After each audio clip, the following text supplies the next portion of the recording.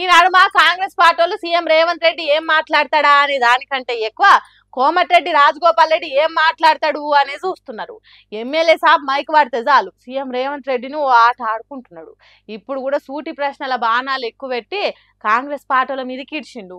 మరి అవి ఎసోంటి బాణాలు అనేది చూడాలి కదా. సార్ తయారుగా ఉన్నారు కదా, ఆలస్యం ఎందుకు కానివ్వండిగా. సమీకరణం కుదరలేదని అంటుండ్రు. ఎందుకు కుదురుతారో సమీకరణం?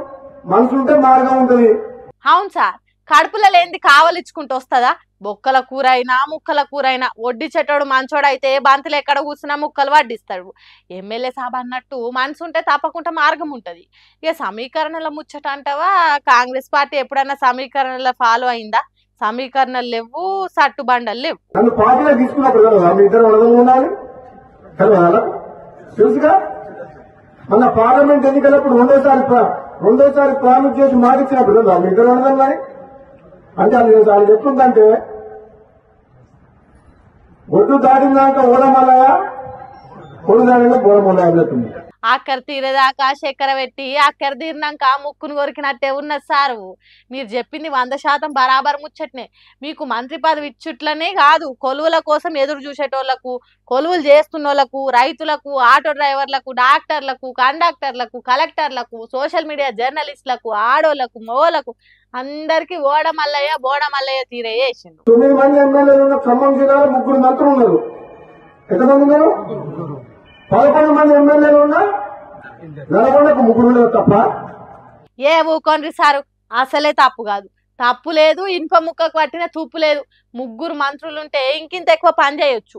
ముఖ్యమంత్రి దగ్గర ఉన్న ఏదో ఒక శాఖ ఇచ్చి మంత్రిని చేస్తే మీ పని మీరు మంచిగా చేస్తారు కదా. అప్పుడు కాంగ్రెస్ పార్టీ పరిపాలన కూడా మంచిగా నడుస్తుంది. రేవంత్ రెడ్డి మాట్లాడిన ప్రతి మాట మీద వేదవాక్కు తిరిగిన పడుతుంది కదా. అట్లాంటప్పుడు తప్పు ఎట్లయితే సారు? రేవంత్ రెడ్డికి ముఖ్యమంత్రి ఇచ్చినప్పుడు ఇతరుల తప్పేంది?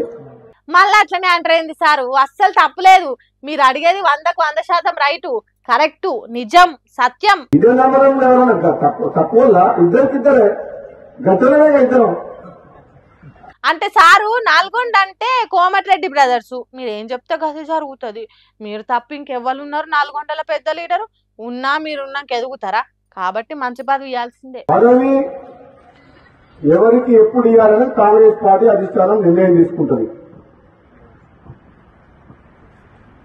ఆలస్యమైనా సరే నేను ఓపిక పడుతున్నా. పదవుల కోసం పాకులాడే వ్యక్తిని కాను. ఇది 100కు 200% కరెక్ట్ సారు. పదవుల కోసం మీరు అసలు పాకులాడిని వాకులాడరు. మిమ్మల్ని పిలిచి పదవులు ఇస్తామన్నా కూడా వద్దంటే వద్దంటారు తప్ప అద్దని అడిగేటోళ్ళు కాదు సార్. మీరు ఇన్ని రోజుల కాడ నుంచి కాంగ్రెస్ సర్కార్ను సీఎం రేవంత్ రెడ్డిని తిట్టినట్టు మాట్లాడేది పదవి కోసం గానే కాదు, మునుగోడ ప్రజల బాగు కోసం తప్ప ఇంకోటి కాదు. నమస్తే సార్, ఇక మేము ఉంటాం.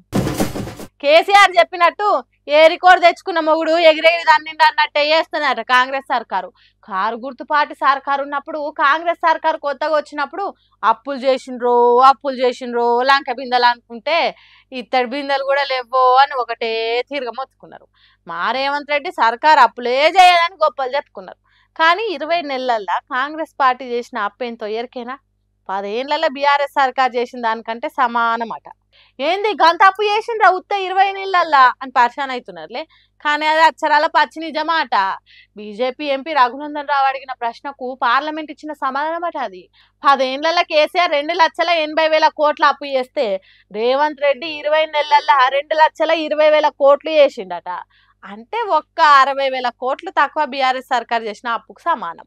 అంతగానం అప్పు ఎందుకు చేసిండ్రు? తెచ్చినప్పుడు ఏం చేసిండ్రు అంటే ఏం తెలుస్తలేదు.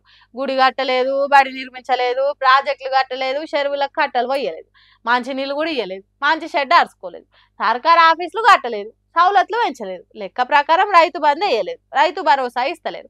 మరి ఏం చేసిండ్రు అంత అప్పును? ఎక్కడ చేసిండ్రు అప్పును?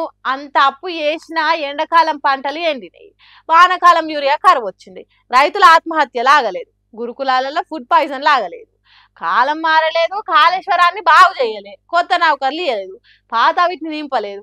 ఏం చేసినట్టు మరి అంత అప్పు అని అడుగుతున్నారు. 20 నెలలకే గంత అప్పు అంటే ఇంకా 40 నెలల్లో ఇంకెంత అప్పు చేస్తారు? చేసిన అప్పుని ఎట్లా చెల్లా చెదురు చేస్తారు అని భయపడుతున్నారు. అప్పులు చేస్తే జనానికి తిప్పలవుతుందని తెలిసిన తెలంగాణ వాదులు